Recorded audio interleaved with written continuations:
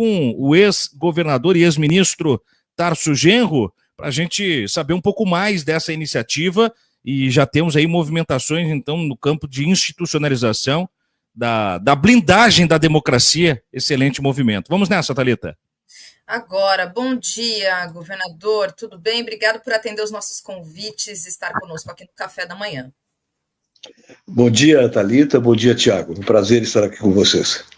Prazer é nosso, governador, e muito obrigado por nos atender o chamado de hoje pela manhã, né? Eu acordei e fui dar uma vasculhada nas manchetes do dia, como de costume, e fiquei muito satisfeito de ver que realmente nós temos frentes para atuar, né, no combate a esse fascismo que tomou conta do Congresso, e não necessariamente isso precisa estar restrito ao combate lá de dentro da Câmara dos Deputados, de dentro do Senado. Então, eu gostaria que o senhor falasse um pouco mais dessa iniciativa, como ela surge, até onde ela pretende se estender, a partir dessa ideia de blindar a democracia contra os arroubos do fascismo.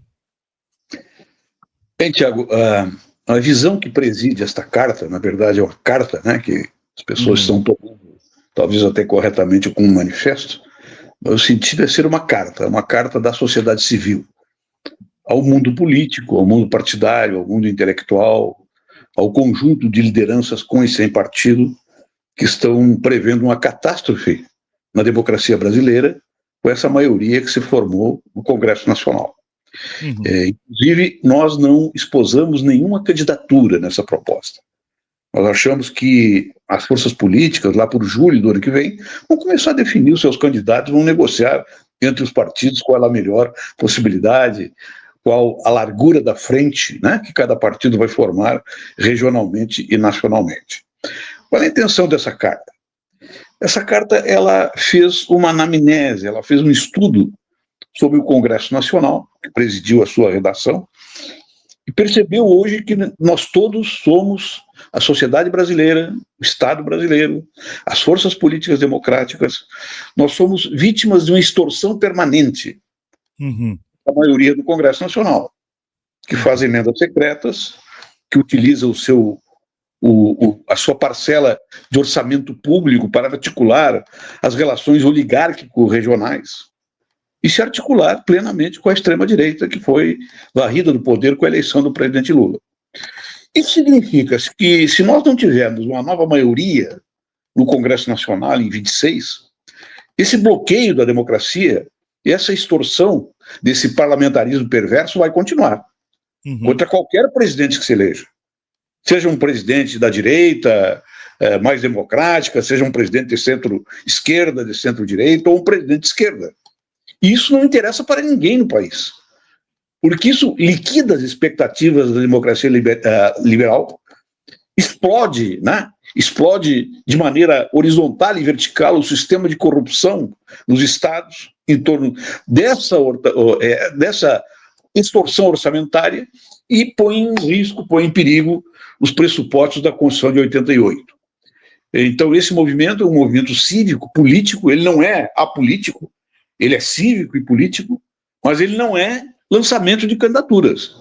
É o lançamento de ideia de frentes regionais e de uma futura frente nacional que chegue em 2026 para não só enfraquecer, mas reduzir o potencial político da extrema-direita, da corrupção, do fisiologismo dentro do Congresso Nacional e permita que a relação entre os poderes seja revertida, se torne uma relação harmônica, uma relação de construção recíproca das suas finalidades institucionais para afirmar o projeto democrático moderno no Brasil. Esse projeto ele está em perigo por essa maioria, e o orçamento público hoje é um instrumento de corrupção e de dominação sobre o executivo e sobre o judiciário, tenta ser também, que faz uma perversão completa dos princípios que nós consagramos na Constituinte de 88. Essa é a ideia da carta, e ela hoje já tem mais de 500 assinaturas de artistas, intelectuais, professores, políticos de vários partidos que não assinam pelos partidos, assinam por si mesmos, né, mas que levam uma ideia dessa construção renovada de uma frente política orgânica para governar o Brasil com estabilidade democrática. O senhor reafirma o compromisso da carta de não ter o interesse de lançar candidaturas. Porém, um dos lugares da carta é fazer com que os partidos do espectro democrático não se aliancem com essa lógica fascistada de política atual. Vocês procurarão, governador, presidentes dos partidos para que eles encampem essa linha declaradamente? Não, esse nosso movimento ele vai até julho do ano que vem. E ele tem várias etapas, né? Ele recém está entrando numa segunda etapa, que é organizar nos estados mobilizações análogas a esta que nós estamos fazendo nacionalmente. Quando chegar no momento adequado, quem tem que negociar candidaturas e articular frentes orgânicas é precisamente os presidentes e as direções dos partidos. Então, daí cada um de nós, que somos de diversos partidos políticos, né, nesta carta, cada um de nós, que somos, inclusive, não integrantes de partidos, cada um de nós que vai exercer sua influência no processo eleitoral, vai procurar os caminhos adequados, né, nas relações partidárias formais ou informais que tem, para interferir nesse processo. Mas o comitê ele não institui, né, uma direção para negociar com partidos. Porque os partidos têm legitimidade, que tem a legitimidade para organizar essas frentes. Então, por isso que nós dizemos que é uma carta da sociedade civil democrática, que envolve desde a liderança de centro-direita, da direita democrática, do centro, da centro-esquerda, até, evidentemente, lideranças de esquerda que estão alinhadas conosco nessa movimentação. Então, nós não podemos confundir o projeto da carta, que é mudar a relação de forças no Congresso, com a indicação de um candidato a presidente da República, que é uma tarefa que vai ser feita pelas forças políticas. Cada um de nós tem o seu candidato. Eu tenho o meu, né? Certamente o Aloysio tem o candidato dele, o Cristóvão tem outro, e assim por diante. Você vai ver que tem artistas também, intelectuais, professores, né? Representantes de instituições da sociedade civil, que inclusive não têm uma filiação partidária e nem têm uma preferência de candidatura hoje. Então esse é o nosso espírito. É a construção de uma frente política para mudar a relação de forças no Congresso e diminuir a extorsão orçamentária e não permitir o avanço desse parlamentarismo pervertido que está ocorrendo hoje no Brasil. Pervertido a ponto de ontem, por exemplo, nós temos a decisão do Tribunal Regional Eleitoral de São Paulo pela cassação da Carla Zambelli, e que pode implicar também, pelo menos por ordem, né, ainda cabe recurso, e os efeitos não são imediatos, mas pode implicar ainda na cassação de mais parlamentares do PL, justamente pelo uso das fake news para se locupletar politicamente com um patrimônio político, né? E aí há uma moralização, foram 5-2, há uma moralização na decisão do Tribunal Paulista Eleitoral, né? E acho que entra em consonância justamente no momento que vocês encampam essa carta, né, governador? Que é chegar a um lugar de pacificar a política com seus espectros possíveis, mas num campo democrático, sem o uso de estratagemas fora do jogo político, né? O Bolsonaro adorava usar a expressão 4 linhas e tudo que fez foi sair das 4 linhas permanentemente, né? Então, de forma geral, me chama a atenção os acontecimentos de momento, né? Nós temos um julgamento que, a partir da denúncia da PGR, deve colocar também um pouco mais de moralização em termos de intenções golpistas lá para o executivo. O foco de vocês parece estar mais também no parlamento, porque não dá para esquecer, governador, que nós temos falado muito também, como sempre, chamando as atenções, né, na campanha presidencial, né? Ontem mesmo o papo era Kassab disse que Lula perderia hoje, daí Lula vai e responde Kassab, mas e o Congresso? O Congresso está ficando à mercê desses corruptos e, acima de tudo, em termos legislativos, nós estamos perdendo não só no campo, mas na democracia como um todo. Então, louvável o gesto. Porém, e aí eu chego à minha pergunta, o campo democrático que venceu as últimas eleições, venceu contra toda a máquina do Bolsonaro, ele contou com uma frente ampla, né? Essa carta, a gente pode dizer, é de uma frente ampla. Essa frente ampla acolhe um sujeito como Gilberto Kassab, que ontem, né, mesmo pertencendo ao governo Tarcísio, tem um pé numa canoa, um pé no governo federal, e ontem fez questão de bater no ministro Fernando Haddad e no presidente Lula. Como fazer com que os interesses políticos não soem, né, maiores do que a intenção da democracia desta carta, do governador? A grande problemática da democracia brasileira não são lideranças como o Kassab, que joga dentro do jogo das 4 linhas. Uhum. A grande problemática da democracia brasileira são pessoas como o Bolsonaro e o Tarcísio, precisamente. Então nós temos que formular uma ideia de frente para reverter essa situação do Congresso Nacional, para que o presidente da República, que vencer as eleições, não precise formar a sua maioria política montando o seu ministério depois. A maioria política que vai governar deve ser formada antes, com previsibilidade. Isso é que é uma política de frente. Ao contrário do que está acontecendo no Brasil, e que sempre aconteceu depois de 88, é que cada presidente da República que se elege, ele vai pescar no Congresso um sistema de apoios para poder governar com estabilidade. E esta governança com estabilidade, feita dessa maneira, ela torna o presidente da República refém de uma minoria contingente, que se forma para extorquir a presidência da República, para extorquir o executivo através da dominação da peça orçamentária. E isso tem que mudar no Brasil para que a nossa democracia tenha previsibilidade, tenha possibilidade de fazer com que o presidente da República tenha ideia do ministério que vai formar a partir da frente política que o elegeu, e não a partir das contingências depois originárias desse processo extorsivo e de destruição do orçamento público que está ocorrendo hoje. Esse é o grande problema da democracia brasileira hoje. E nesta questão tem, sim, pessoas, lideranças que mudam de lado de acordo com as conveniências. Mas a nossa intenção não é julgar isso. É trazer para o campo democrático, todos os líderes, todas as pessoas, todas as representações que concordem que o Congresso não pode extorquir o Executivo, não pode destruir o orçamento e não pode tornar o presidente da República um refém das suas aspirações oligárquicas e regionais. O Tarso Genro nos atendendo, falando sobre esta carta manifesto assinada por ele, Renato Giannini Ribeiro, por Cristóvão Buarque e tantas outras lideranças. O senhor falou de mais de 500 assinaturas, eu vejo aqui juristas, políticos, enfim, intelectuais.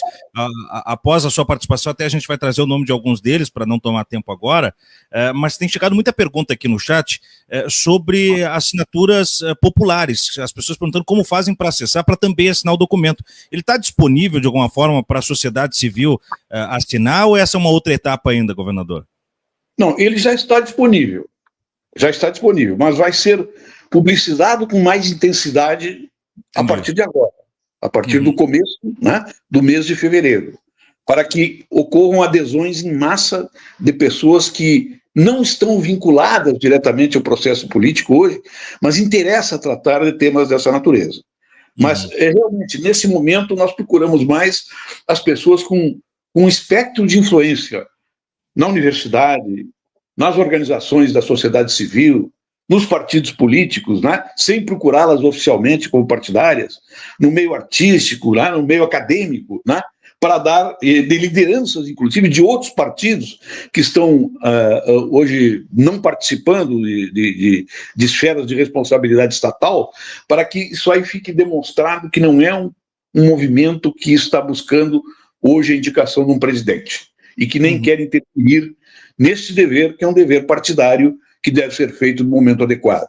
Ele é um movimento destinado a alterar a maioria do Congresso e reduzir, né, a necessidade de capitulação dos presidentes da República que ocorreram no Brasil a partir de 88, a maiorias contingentes e interesseiras nos recursos do orçamento e não interessadas no futuro do Brasil. Muito bom, governador. Nós combinamos 20 minutinhos, eu vou para uma última pergunta e libero o senhor, e agradeço desde já a sua participação, e aí depois da última pergunta só vou ler um que outro recado que chegam para o senhor da nossa audiência. Mas voltando ao executivo, né, independente das demarcações do manifesto, hoje me parece cada vez mais latente, né, mais ainda do que fora em 22, porque em 22 nós tínhamos a candidatura, né, de Lula contra Bolsonaro, justamente simbolizando os dois polos de um espectro democrático e outro antidemocrático. Mas nós tínhamos outras candidaturas em primeiro turno ali que também estavam do lado democrático. Tivemos a própria Simone Tebet, que veio integrar o governo e tal. Para 2026 só se fala em 2 polos, ainda que possam ter outras candidaturas menores, é Lula contra alguém que vai representar o bolsonarismo. E quase todos os nomes que surgem andam nesse lugar que o senhor narra aí como o espectro que foge da democracia. Seja Tarcísio, seja o próprio Bolsonaro, seja os filhos do Bolsonaro, a Michele Bolsonaro, o Ratinho Júnior, o Caiado. Por mais que a carta não indique uma liderança política de maneira formal, no final das contas, ela compromissa os signatários num apoio de quem for para o segundo turno contra o espectro antidemocrático, ou não? É natural que determine um compromisso moral, né? Esse compromisso moral é um compromisso, portanto, individual, de pessoas ou de grupos políticos que participem do movimento hoje.